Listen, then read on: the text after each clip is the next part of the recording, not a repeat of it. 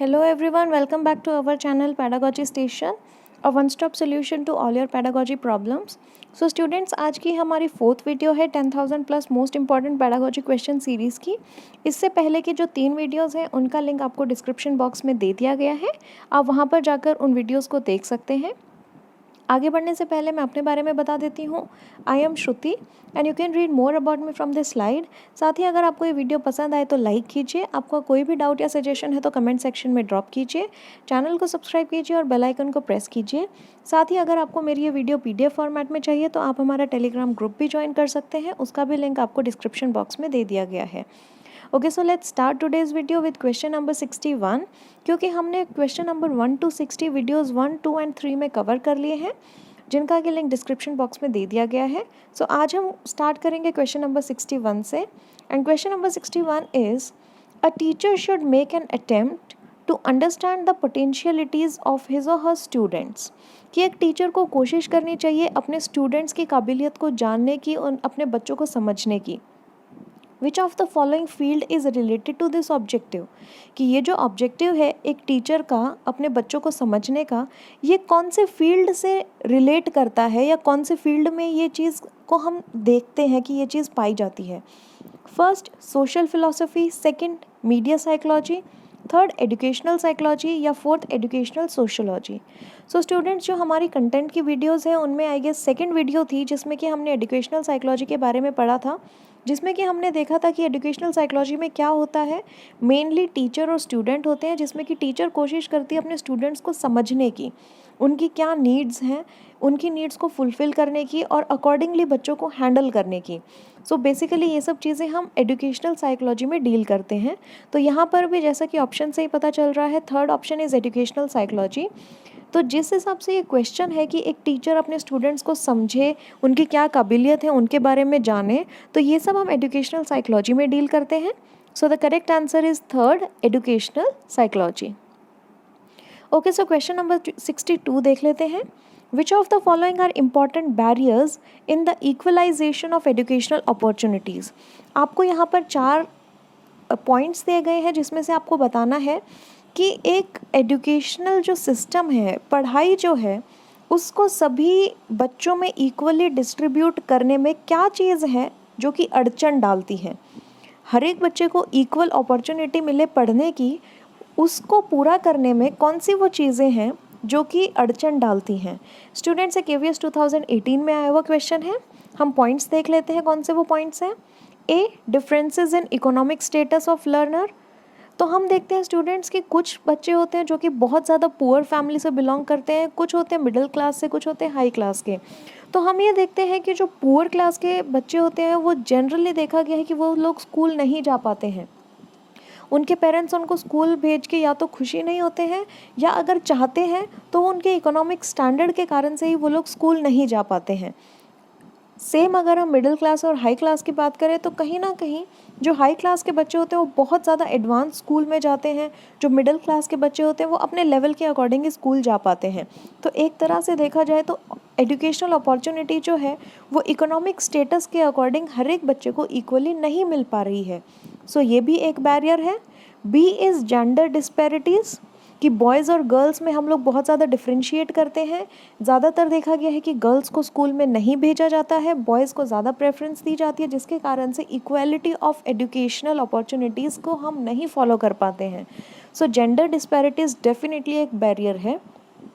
C is common school system. Common school system में क्या होगा कि उसमें हर एक इकोनॉमिक स्टेटस का बच्चा भी आएगा, उसमें हर एक जेंडर का बच्चा भी आएगा, हर एक को पढ़ाई दी जाएगी, हर एक को इक्वल अपॉर्चुनिटीज़ दी जाएंगी। तो हम नहीं कह सकते कि कॉमन स्कूल सिस्टम एक बैरियर है। इनफैक्ट ये तो एक अच्छा सिस्टम है जिससे कि हर एक बच्चे को एजुकेशन हम लोग प्रोवाइड करा सकते हैं। So C is not a barrier. D is differences in the standards of educational institutions. कि जो एजुकेशनल इंस्टीट्यूशंस हैं इनके स्टैंडर्ड में भी डिफरेंस होता है। डेफिनेटली हम लोग देखते हैं कि जो बिल्कुल लो स्टैंडर्ड के स्कूल्स होते हैं उनमें इतनी ज़्यादा फैसिलिटीज़ नहीं होती हैं, ना उनमें स्मार्ट क्लासेस होती है, ना उनमें ढंग से वाटर की फैसिलिटी होती है, ना इलेक्ट्रिसिटी की होती है, ना बेंचेस डेस्क वगैरह की इनकी भी अच्छे से फैसिलिटीज़ नहीं होती हैं। थोड़ा सा और बेटर स्टैंडर्ड देखेंगे तो कहीं ना कहीं फैसिलिटीज़ कुछ बेटर होती जाती है और हाई स्टैंडर्ड के स्कूल्स होते हैं उनमें तो हर एक आपको फैसिलिटी पाई जाएगी। लेकिन जिस हिसाब से इकोनॉमिक स्टेटस है उसी हिसाब से बच्चे जो है वो स्कूल्स में जा पाते हैं। तो ये जो है ये भी एक बैरियर है कि अलग अलग स्टैंडर्ड के अगर एजुकेशनल इंस्टीट्यूशंस हैं तो उनमें अलग अलग स्टैंडर्ड के बच्चे ही आ पाते हैं, जिससे कि हर एक को इक्वल एजुकेशन नहीं मिल पाती है। सो डेफिनेटली ये भी एक बैरियर है। तो हम देख पा रहे हैं कि ए, बी और डी तीनों ही बैरियर्स हैं इक्वलाइजेशन ऑफ एजुकेशनल अपॉर्चुनिटीज़ में। So the correct answer is third, that is A, B and D. Okay, so next question देख लेते हैं, question number 63। Rahul who does not talk much at home talks a lot in school. It shows that कि एक लड़का है राहुल जो कि घर में इतना ज़्यादा बात नहीं करता लेकिन वो स्कूल में बहुत ज़्यादा बात करता है। ये क्या दिखाता है? First, the school provides opportunities to children to talk a lot, कि स्कूल जो है ये बच्चों को बहुत ज़्यादा बोलने की अपॉर्चुनिटी, मौके देता है कि तुम बहुत ज़्यादा बात करो।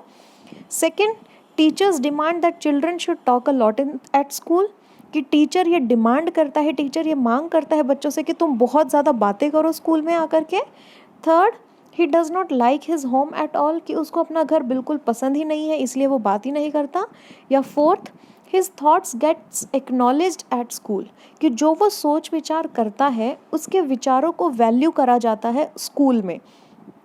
सो स्टूडेंट्स, चारों ऑप्शन में से अलग से ही दिख रहा है कि शायद जो वो बोलता है या जो वो विचार आते हैं उसके मन में या जो वो सोचता है उन विचारों को स्कूल में वैल्यू किया जाता है, उनको जो है एक्नॉलेज किया जाता है, यानी कि उसके विचारों को बढ़ावा दिया जाता है, शायद इसलिए वो ज़्यादा बोल पाता है।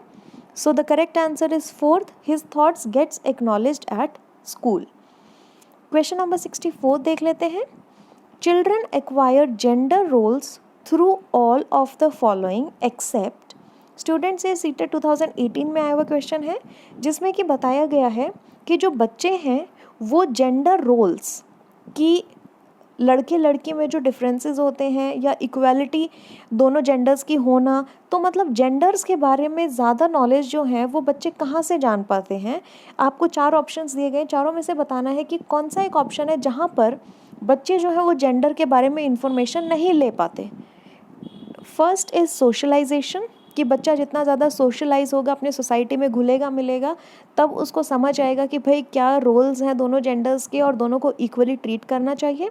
डेफिनेटली सोशलाइजेशन से बच्चा जो है वो जेंडर के बारे में 100% नॉलेज गेन कर सकता है। सेकेंड इज़ कल्चर, कि जो हमारा कल्चर है, जो हमारी सोसाइटी है, उसमें किस तरह से पीछे से कल्चर चला रहा है और आज के टाइम पे क्या कल्चर है, गर्ल्स को कितनी अहमियत दी जाती है या बॉयज़ को कितनी अहमियत दी जाती है, ये दोनों चीज़ें देखी जाती हैं। तो बच्चा कहीं ना कहीं जब ये चीज़ देखता है तो डेफिनेटली उसके अंदर जो है जेंडर के जो रोल्स हैं या कहें कि जेंडर की जो वैल्यूज़ हैं वो कहीं ना कहीं डेवलप होंगी। थर्ड इज़ ट्यूटोरिंग, कि बच्चों को पढ़ाया जाए, चाहे वो पढ़े ना पढ़े, उसका मन करे ना करे, लेकिन ज़बरदस्ती उसको पढ़ाना है।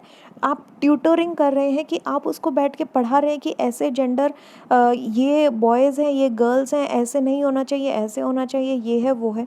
या फोर्थ, मीडिया, कि मीडिया के थ्रू जो हमारे सोशल मीडिया कह लो या जो हमारे न्यूज़ चैनल्स कह लो या किसी भी तरह की जो मीडिया हैं उनके थ्रू बच्चा जान पाता है कि क्या जेंडर रोल्स हैं। So the correct answer is third, tutoring. किसी भी बच्चे को ये पढ़ाया नहीं जा सकता कि भाई ये जेंडर रोल्स हैं, इस बच्चे का लड़की है तो उसका ये रोल होगा, लड़का है तो उसका ये रोल होगा, तो ये चीज़ हम उसको ट्यूटोरिंग के थ्रू नहीं बता सकते। जितना ज़्यादा वो सोशलाइज होगा, जितना ज़्यादा वो खुद से समझेगा, उतना ही ज़्यादा वो नॉलेज ले सकता है। So the correct answer is third, tutoring. Okay, question number 65 is children actively construct their understanding of the world is a statement attributed to, कि बच्चे जो हैं वो अपनी समझ खुद ही कंस्ट्रक्ट करते हैं।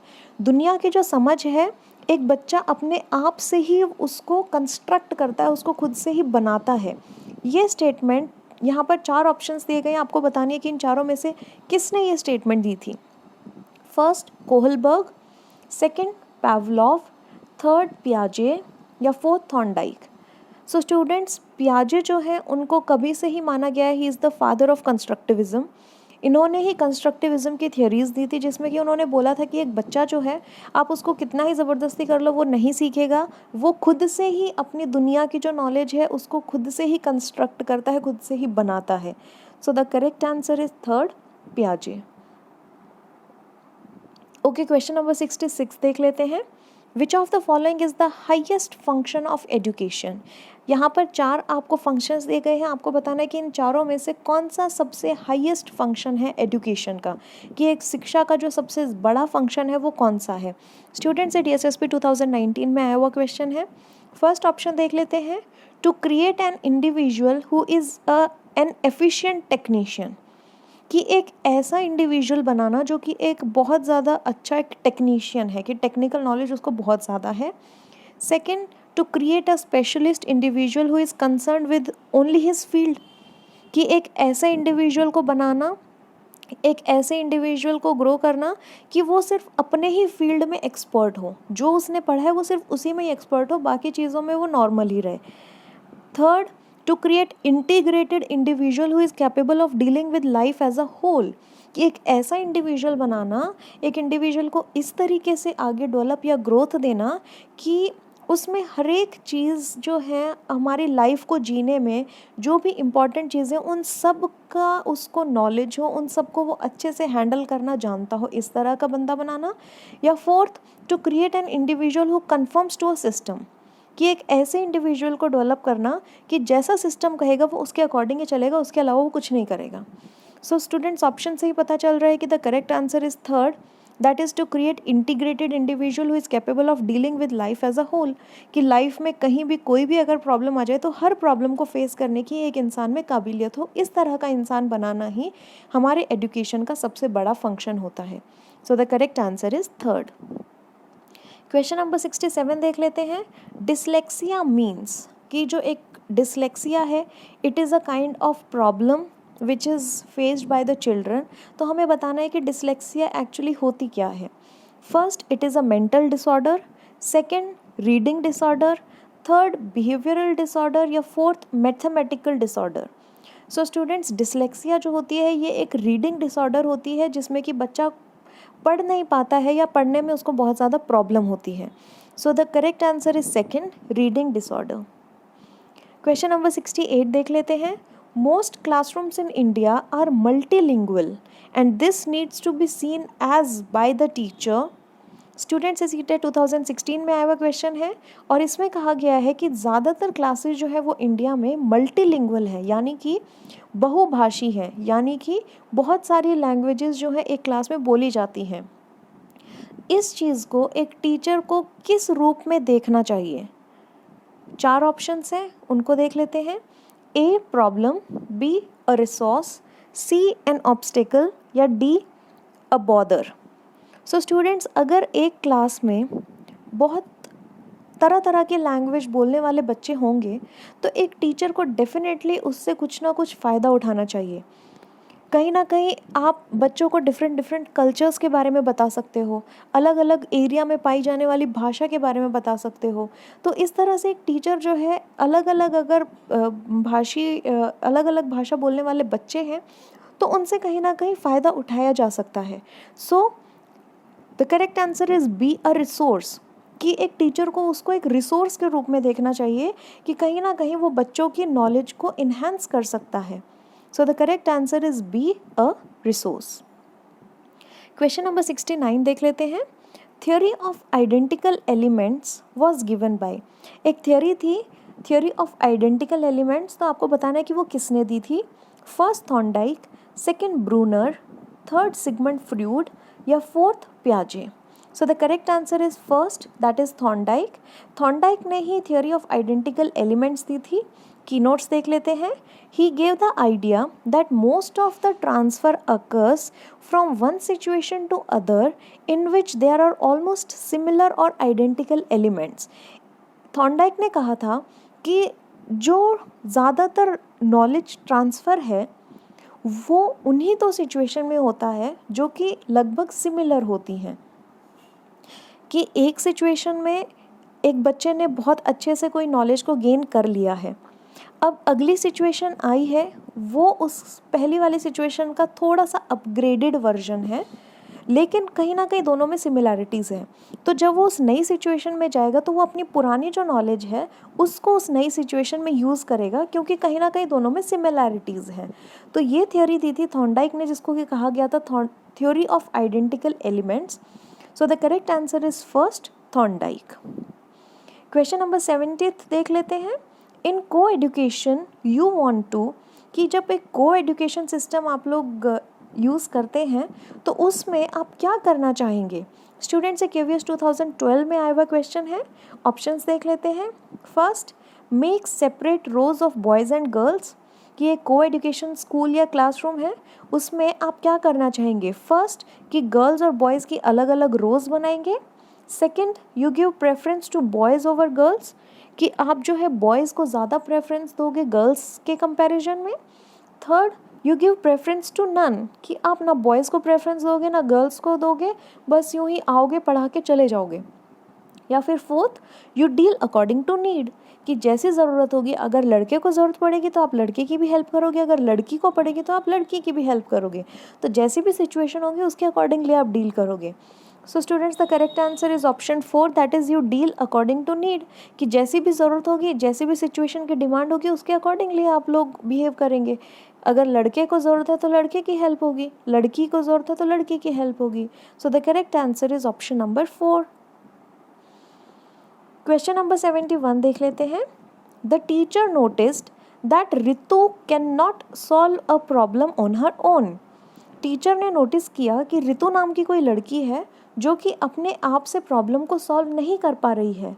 However she does so in the presence of adult और पीयर गाइडेंस। लेकिन जब कोई उससे बड़ा या उसके साथ के फ्रेंड्स या क्लासमेट्स उसको जब हेल्प करते हैं तो वो उस प्रॉब्लम को आसानी से सॉल्व कर पाती है। दिस गाइडेंस इज कॉल्ड, कि ये जो इस तरह की गाइडेंस है इसको क्या कहा जाता है। First, pre operational thinking. Second, scaffolding. Third, lateralisation. या fourth, deep thinking. So students, मैं आपको बता दूं कि जब हम कोई प्रॉब्लम को सॉल्व नहीं कर पाते, लेकिन हम किसी एडल्ट की गाइडेंस से, कि जो हमसे बड़ा हो वो जब हमें गाइड करे उस प्रॉब्लम को सॉल्व करने में, या हमारे साथ का ही कोई हमारा फ्रेंड हमें गाइड करे उस प्रॉब्लम को सॉल्व करने में, तो इस गाइडेंस को हम लोग स्कैफोल्डिंग कहते हैं। ये जो प्रोसेस है गाइडेंस का, जिसमें कि एक जो हमसे बड़ा कोई भी हमारा हेल्प करने के लिए आ रहा है, या कोई हमारे साथ वाला ही हमारी हेल्प कर रहा है और उनकी हेल्प की मदद से हम उस प्रॉब्लम को सॉर्ट आउट कर सकते हैं, ऐसे प्रोसीजर को स्कैफोल्डिंग कहा जाता है। So the correct answer is 2, that is scaffolding. And keynotes कहता है, scaffolding is a temporary support given by a more knowledgeable other and is stopped when the learner becomes able to perform independently। कि scaffolding एक इस तरह का support है जो कि टेम्परेरी है, जो कि हमसे कोई हमें ऐसे आदमी से मदद मिलती है जिसको कि हमसे ज़्यादा नॉलेज है, और जब उसकी सपोर्ट के बाद हम उस प्रॉब्लम को सॉल्व कर पाते हैं तो फिर उस सपोर्ट को हटा दिया जाता है, फिर हम अपने आप से उस प्रॉब्लम को सॉल्व करते हैं। यही स्कैफोल्डिंग है। So the correct answer is 2, that is scaffolding. Okay, so question number 72 देख लेते हैं। Which of the following is not a characteristic of personality. Students DSSB 2018 में आया हुआ क्वेश्चन है, और आपको बताना है कि इन 4 ऑप्शंस में से कौन सी पर्सनैलिटी की कैरेक्टरिस्टिक नहीं है। First, personality is continuously adjusting itself to environment. कि पर्सनैलिटी क्या है कि जो भी जैसा भी हमारा एनवायरनमेंट है, जैसे भी चेंजेस उसमें हो रहे हैं तो उन चेंजेस के अकॉर्डिंग खुद को एडजस्ट करना। Second, personality is always striving for certain ends. कि हमेशा किसी ना किसी एक लक्ष्य की तरफ जाना ही पर्सनैलिटी है, कि हमेशा कोई ना कोई हमारा कोई लक्ष्य फिक्स होता है, उसकी तरफ बढ़ना ही या उस लक्ष्य को पाना ही पर्सनैलिटी है। Third, personality is product of heredity only. कि जो पर्सनैलिटी है वो सिर्फ एक हेरिडिटी है, बाकी कुछ नहीं है। Fourth is personality is self consciousness. कि अपने खुद के बारे में जानना ही पर्सनैलिटी है। सो students, the correct answer is option number 3, क्योंकि हमने अभी शायद 1-2 वीडियोस पहले जो हमने बनाई थी कंटेंट की, जिसमें कि हमने लॉज ऑफ हेरिडिटी पढ़ा था या थियरीज ऑफ हेरिडिटीज़ भी पढ़ी थी हमने। उसमें हमने पढ़ा था कि जो पर्सनालिटी होती है वो प्रोडक्ट होती है दोनों की, हेरिडिटी और एनवायरनमेंट की। तो हेरिडिटी और एनवायरनमेंट का प्रोडक्ट जो है वही एक इंसान की पर्सनालिटी को डेवलप करता है। So the correct option is option number 3, that is personality is product of heredity only. ये गलत है क्योंकि पर्सनालिटी जो है वो हेरिडिटी और एनवायरनमेंट दोनों का प्रोडक्ट होता है, सिर्फ हेरिडिटी का नहीं होता है। So the correct option is 3rd। Okay, so question number 73 देख लेते हैं। The need of appreciation and respect are a part of, कि हमारी कोई तारीफ़ करे और हमारी इज्जत करें, ये हमारी किस ज़रूरत का हिस्सा है? First, physiological needs, second, security and safety needs, third, social needs, या fourth, esteem needs. So students, हमने मैस्लो की जो स्टेजेस होती हैं हमारी डिफरेंट नीड्स के, उनके बारे में हमें कुछ नॉलेज है, जिसमें कि हमने अलग अलग स्टेजेस देखी थी और हर एक स्टेज में हमारी अलग अलग ज़रूरतें होती हैं। तो स्टूडेंट्स, जो हमारी अगर कोई तारीफ़ करे या हमें इज्जत दे, ये हमारी एस्टीम नीड्स में काउंट होती है, क्योंकि इससे जो हमारा सेल्फ एस्टीम है वो डेवलप होता है। So the correct answer is option number 4, that is esteem needs. की नोट्स देख लेते हैं। At the 4th level of Maslow's hierarchy, कि जो मैस्लो की हायरार्की है डिफरेंट नीड्स की, उसमें 4th लेवल पर आती है esteem needs. Comes the need for appreciation and respect which plays a major role in motivating behaviour, कि 4th लेवल पर एस्टीम नीड्स आती हैं जिसमें कि हमारी कोई तारीफ़ करे या हमें इज्जत दे, वो चीज़ उसमें इंक्लूडेड है। अगर कोई हमारी तारीफ़ करता है तो डेफिनेटली हम अपने बिहेवियर को मॉडिफाई करते हैं और कहीं ना कहीं एक बेटर इंसान बनते हैं। So the correct answer is option 4, that is esteem needs. Question number 74 देख लेते हैं।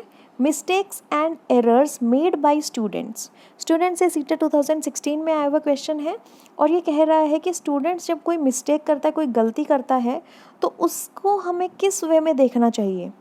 A R indicative of the failure of the teacher and the students, कि अगर कोई बच्चा गलती कर रहा है इसका मतलब कि जो टीचर और स्टूडेंट है वो दोनों फेल हो गए हैं। B should be seen as opportunities to understand their thinking, कि अगर कोई बच्चा गलती कर रहा है तो उसको एक अपॉर्चुनिटी के रूप में देखना चाहिए, उसको एक ऐसे मौके के रूप में देखना चाहिए जिससे कि हम बच्चे की थिंकिंग, उसकी क्या सोच या विचार है उनके बारे में जान पाएँ। She should be severely dealt with, कि मतलब उसको बहुत ही ज़्यादा कड़क तरीके से देखा जाए और उसको जो है बहुत ही ज़्यादा गुस्से के टाइप में उस सिचुएशन को डील करा जाए कि तूने ऐसा क्यों किया, ये तो गलत है। D are a wonderful opportunity to label children as weak और आउटस्टैंडिंग, कि अगर कोई बच्चा गलती करता है तो वो एक बहुत अच्छा मौका है एक बच्चे को वीक कहने का, या अगर वो कुछ बहुत अच्छा परफॉर्म कर रहा है तो उसको आउटस्टैंडिंग या बहुत अच्छा कहने का। तो बच्चे को मतलब लेबल कर रहे हैं हम लोग कि तू कमज़ोर है, तू इंटेलिजेंट है। So the correct answer is B, that is should be seen as opportunities to understand their thinking, कि अगर कोई बच्चा गलती कर रहा है तो उससे हमें पता चलता है कि बच्चा क्या सोच रहा है और उसको कितना समझ आया है, और उसी के अकॉर्डिंग फिर उस बच्चे को करेक्ट किया जा सकता है। तो हमें उसको एक ऐसे मौके के रूप में देखना चाहिए जिससे कि हम जान पाएँ कि बच्चा जो है वो किस लेवल तक सोचता है। ओके, क्वेश्चन नंबर 75 देख लेते हैं।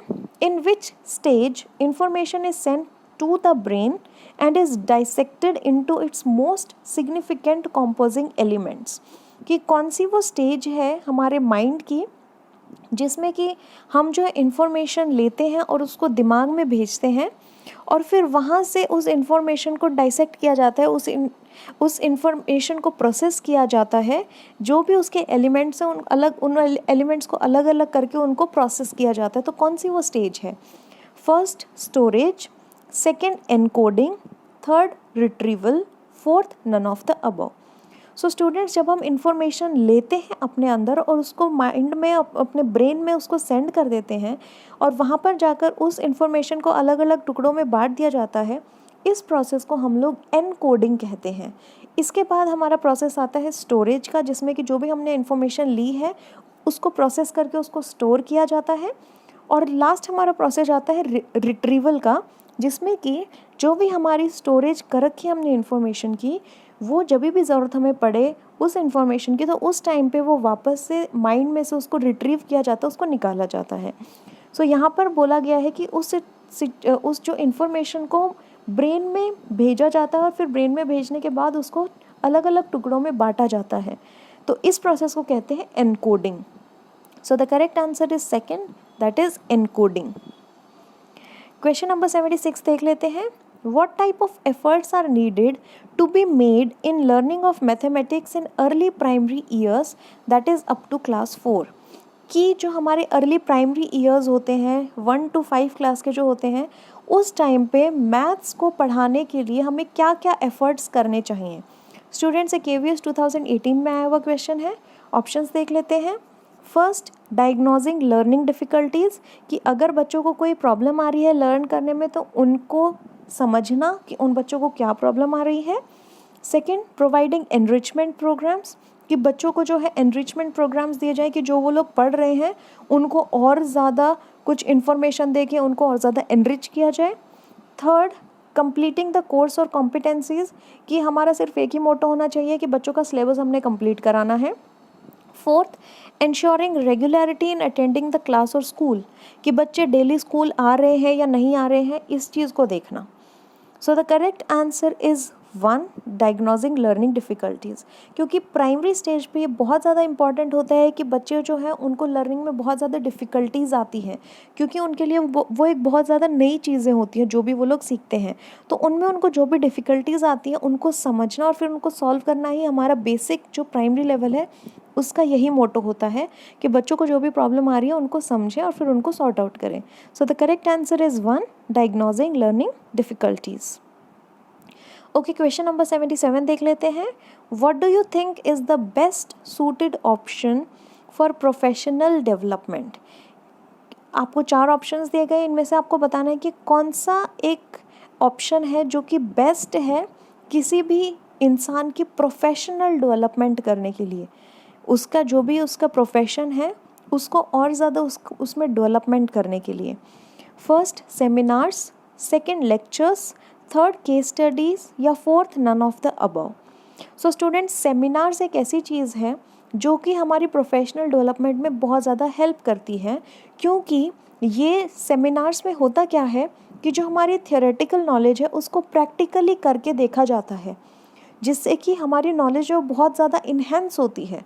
So the correct option is 1, that is seminars. Keynotes देख लेते हैं।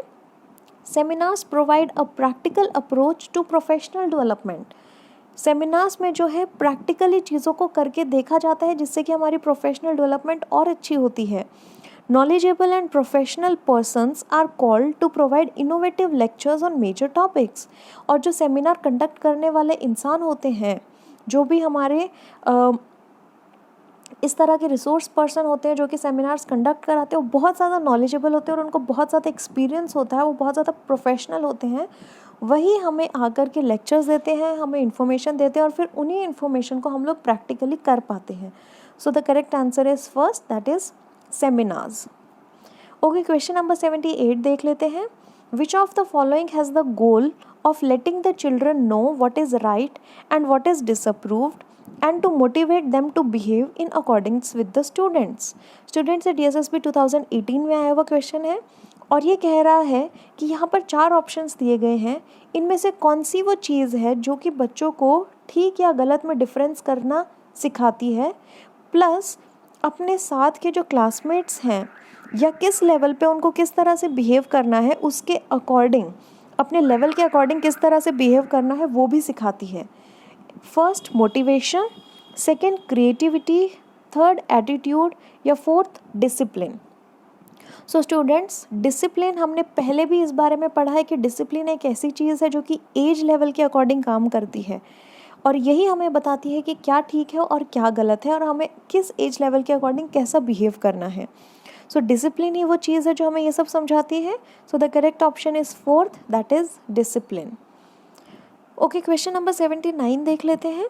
A government report giving information or proposal on an issue is called, कि एक गवर्नमेंट की ऐसी रिपोर्ट जो भी किसी भी इशू के ऊपर हमें कोई भी इंफॉर्मेशन देती है या कोई भी अगर हमें प्रपोजल देना है वो हम किस चीज़ से दे पाते हैं, तो उस जो वो गवर्नमेंट की एक रिपोर्ट है उसको क्या कहा जाता है। First legal document, second letters and memo, third white papers and fourth agenda. So students ध्यान दीजिएगा कि जो हमारे गवर्नमेंट की रिपोर्ट्स होती हैं या अगर गवर्नमेंट कोई भी प्रपोज़ल देती है किसी भी इशू को लेकर के या कोई भी इंफॉर्मेशन देती है अपने लोगों को किसी भी इशू को लेके, तो ऐसी रिपोर्ट्स को वाइट पेपर्स कहा जाता है। So the correct answer is third, that is white papers. Question number 18 देख लेते हैं। Which of the following is an effective strategy to reduce children's gender stereotyping and gender role conformity? ये CTET 2019 में आया हुआ क्वेश्चन है और 4 options दिए गए हैं। आपको बतानी है कि कौन सी वो सबसे बेस्ट स्ट्रैटेजी है, कौन सी वो सबसे बेस्ट प्लानिंग है जो कि बच्चों के बीच से जो जेंडर्स को लेके हमारे डिस्पैरिटीज़ हैं या जो हम जेंडर्स को लेके अलग अलग विचारधाराएं हैं कि भाई लड़के ये काम करेंगे, लड़कियां ये काम करेंगी, ऐसे जो हमारे जेंडर डिफरेंसेस हैं, इन जेंडर डिफरेंसेस को कम किया जा सकता है।